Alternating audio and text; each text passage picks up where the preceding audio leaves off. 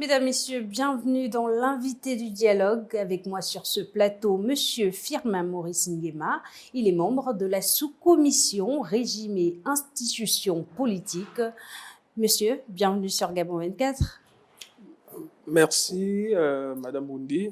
Alors, vous prenez part à ce grand rendez-vous de l'histoire du Gabon en qualité de membre d'une sous-commission très importante, la commission Régime et institutions politiques. Dites-nous comment ça se passe depuis ce matin.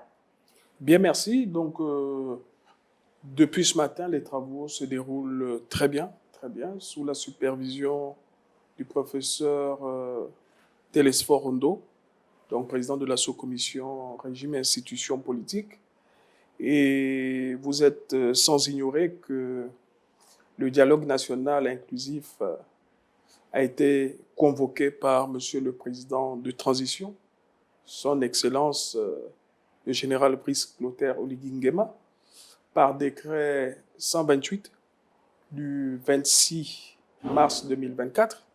Et au cours de nos travaux, vous constaterez que, outre notre commission, vous avez la commission économique et la commission des affaires sociales.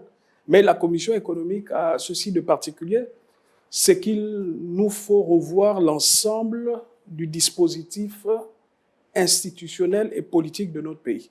Voir ce qui a marché, ce qui n'a pas marché avant le 30 août 2023, de manière à ce qu'on puisse répondre aux sollicitations des Gabonais et toiletter un certain nombre de difficultés que les uns et les autres ont pu constater ça et là, afin de donner au Gabon une constitution qui soit très proche de la constitution de 1991 et qui nous permette effectivement d'avoir un peu plus de sérénité au sortir des élections politiques à venir.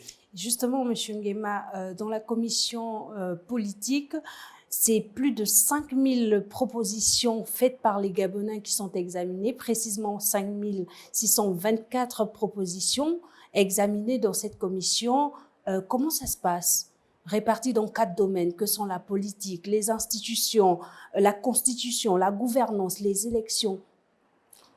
Bon, je ne trahirai pas un secret, mais vous constaterez que nous sommes au premier jour des travaux.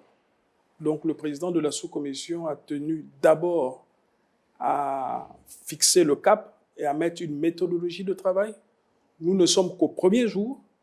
Donc l'ensemble de ces points ont été regroupés en thématiques et ce sont ces thématiques que nous sommes en train d'examiner et en nous basant tout simplement sur certains acquis que sont la charte de transition, la constitution de 1991. Donc, je pense que à ce niveau-là, toutes les questions contenues dans la corbeille des doléances des populations vont être examinées au sein de notre sous-commission en ce qui nous concerne. Donc, nous ne sommes qu'au premier jour. Laissez-nous le temps d'avancer sereinement.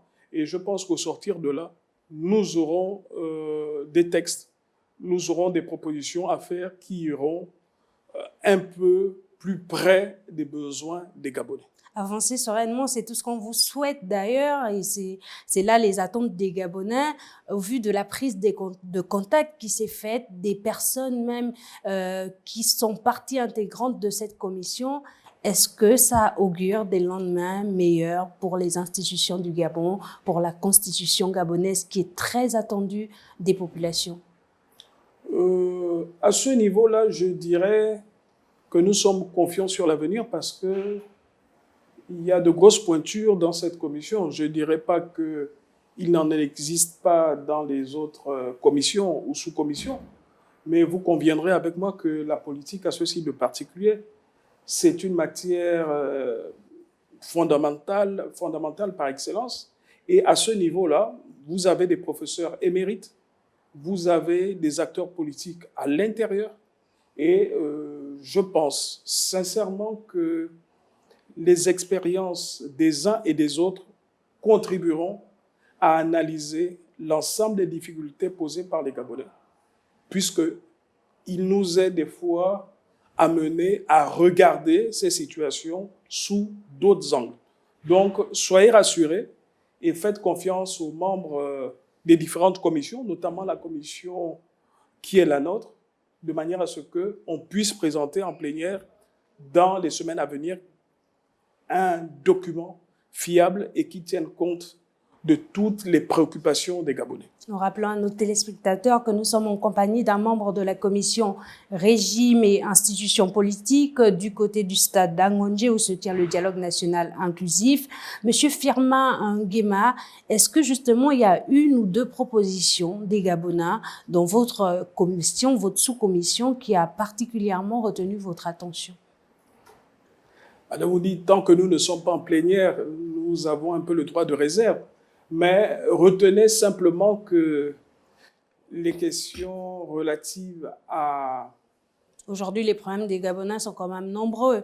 Non, sur la question que vous évoquez, il est important de pouvoir avoir une constitution qui soit la moins flexible possible par les acteurs politiques. Et ça, c'est le souhait de l'ensemble des Gabonais. Exactement. Donc, pour venir à ce que vous posiez comme question, voici l'une des questions qui a suscité l'intérêt de la commission, de la sous-commission, de manière à ce que nous puissions nous pencher sur cette problématique, de manière à ce que, dans les années à venir, nous ayons une constitution beaucoup plus solide et qui tienne compte des aspirations du plus grand nombre. Donc, je préfère m'arrêter là pour le moment parce que les secrets des délibérations, vous savez qu'on ne peut pas évoquer tout ici sur le plateau et je ne suis pas la personne la mieux placée pour l'évoquer. Donc, je préfère m'en arrêter là, mais rassurer les Gabonaises et les Gabonais que l'ensemble de leurs préoccupations passeront au tamis et nous sommes en train de regarder point par point ce que nous pouvons proposer, améliorer en tenant compte de leurs observations. Et n'oublions pas que nous avons des repères juridiques que sont la charte de la transition et la Constitution de 1991 qui devrait, de 91 autant pour moi, la Constitution de 1991 autant pour moi, qui devrait nous guider vers ces pas. Alors, à côté de tout ce qui est réforme institutionnelle, il y a aussi, par exemple, le foncier au Gabon, la problématique du foncier au Gabon. Est-ce que c'est un point qui sera débattu justement dans vos commissions? Oui, merci. La question du foncier, c'est une question transversale qui touche aussi bien notre sous-commission que d'autres commissions, notamment la commission relative à la souveraineté. Donc, la question du foncier, oui, elle est contenue dans la charte de transition. Mieux encore, nous sommes en train d'enrichir un certain nombre de propositions pour nous coller à la charte de transition et de manière à ce que ce qu'on a pu constater dans le pays, tout en respectant les conventions internationales, que ce qu'on a pu constater, les pleurs de certains Gabonais, qu'on puisse mieux les réguler, mieux encadrer le foncier pour éviter ce genre de situation demain. Et c'est une préoccupation forte du président de transition qu'il a évoqué lors de la cérémonie de prestation de serment. Et je pense qu'il a écouté les cris et les pleurs des Gabonais. Et nous sommes en train d'aller dans une sorte d'analyse de ces faits en tenant compte de ce que je venais de vous dire auparavant. Mais aussi, il y a la question des élections au Gabon. Le droit du vote, le droit à la liberté de respecter le vote dans l'urne. Toutes ces questions sont également abordées dans votre sous-commission régime et institutions politiques. Oui, madame, toutes ces questions sont prévues dans la sous-commission. Mais comme je l'ai dit auparavant, nous ne sommes qu'au premier jour des travaux. Donc, ce sont des questions qui vont être abordées dans les jours à venir.